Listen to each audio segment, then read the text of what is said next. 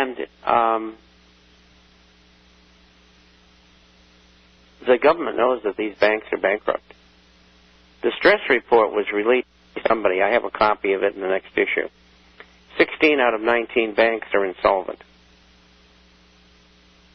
16 out of 19 major banks in the United States of America are insolvent. And that's why they won't release it. So you don't see that in the mainline news. Yeah, and they never talk about any of those other banks that they gave funds to. They only ever talk about the big three. Well, they're in the most trouble. I got 5 questions here from... And I have one more question. For some young chick named Melody. I saw where a couple of these banks, was it Goldman Sachs, now that they turned into a bank, are trying to get approval so they can open branches in Iran. I didn't see that one. I mean, how does that work?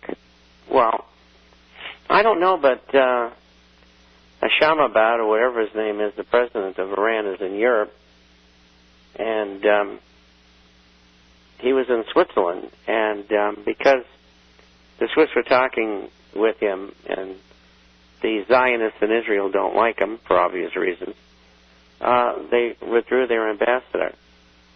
You know, the Israelis got to learn that because you don't like something, you can't always force other people to do what you want. And there's always 2 sides to an argument.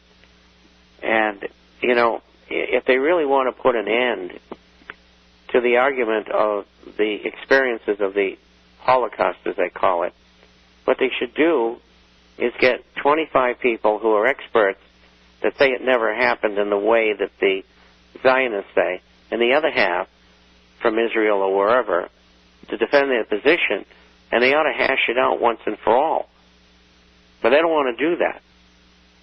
And I would think that would be the normal thing, debated with facts, figures, and have a panel made up of experts who don't have an interest one way or the other, and determining if what we've been told is true by the people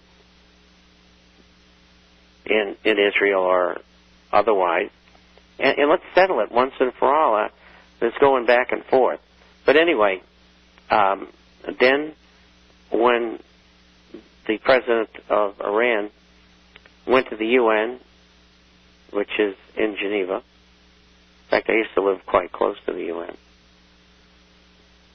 Some of the members get up and won't go. Of course, they're, quote, friends of Israel. And that's to be expected. Expression of dissatisfaction with him being there. But, you know, people got to understand, it's an international forum. And you're not supposed to have preconceived decisions. It's supposed to be a debating group that decides what things they think are generally right for most people, and that's not what's happening. And anyway... what about Chavez and Obama? Oh, that's PR. Yeah. And the American foreign policy in Latin America is a shambles. I mean, even in Mexico. I mean, these people went to Ivy League school to run Mexico. They're a bunch of crooks. They stole the election from AMLO. And, in fact, it was done by people out of Washington. And so they're on board with the U.S., but they still argue. The U.S. is saying, well, all those guns going down there are coming from the United States. 17% come from the United States.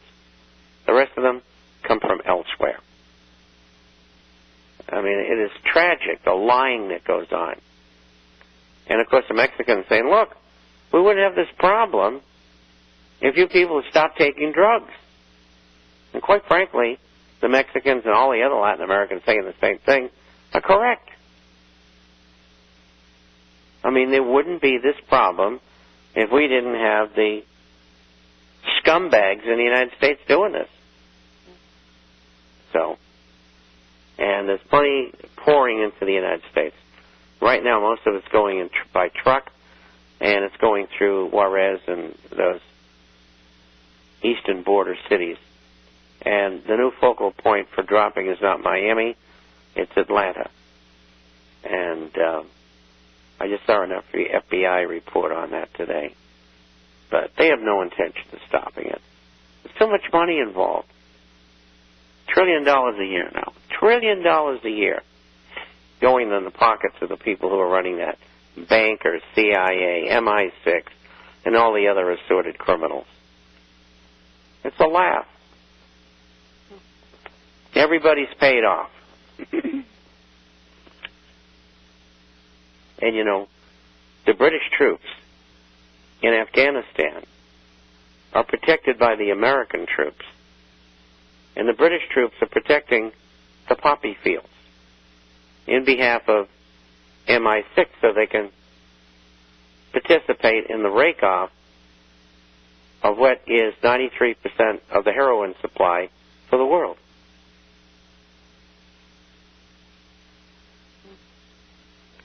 Something to think about, isn't it?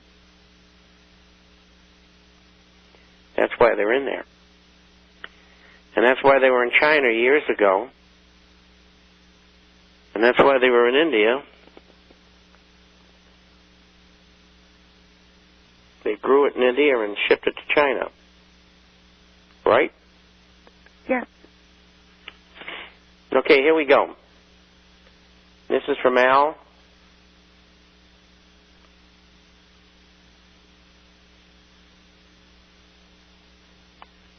No, it's not. What is today's date? Yeah, I thought you did that one on Friday. No, I got 3 of them here. This is from Michael. In my SCP, I have 100% mining shares, which have doubled over the past few months. The only exception is 2 base metal companies, Zelwyn Zinc, which is up about 30%, and the 2 I bought were so cheap and oversold, I have made money on them. Do you think the property, if the opportunity presents itself as such, buying a small position for long term is okay? Look, you know, if you want to trade the markets, do it. You're not a pro. You're going to be very lucky if you make money. And that's why I tell people you buy and hold. And I think the safest place to be, gold and silver coins and shares, and that's it. Another question from Michael. If the U.S.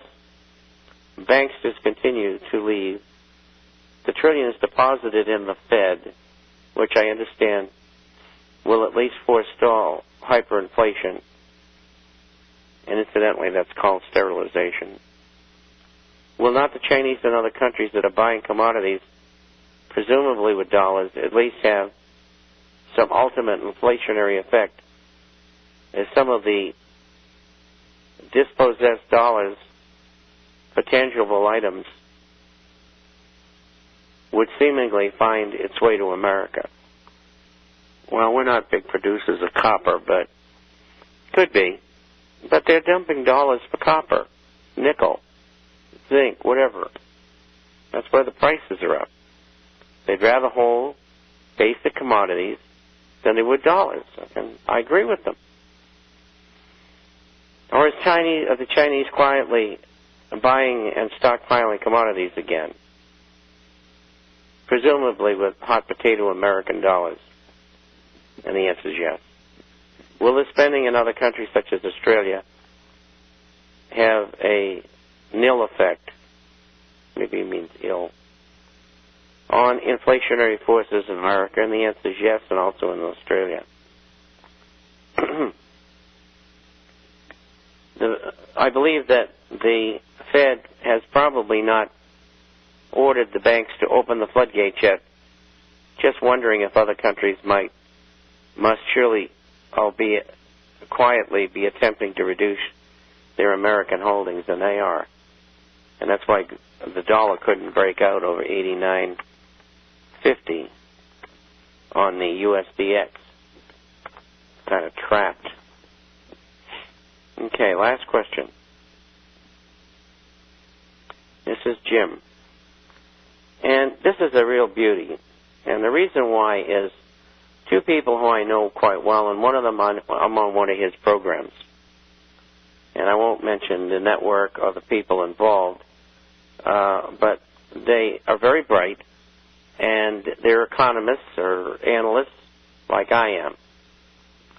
And the question is, I wonder if you have an opinion on the thoughts that gold would go back to $700, which they expressed it could, since it failed to surpass the $1,000 high.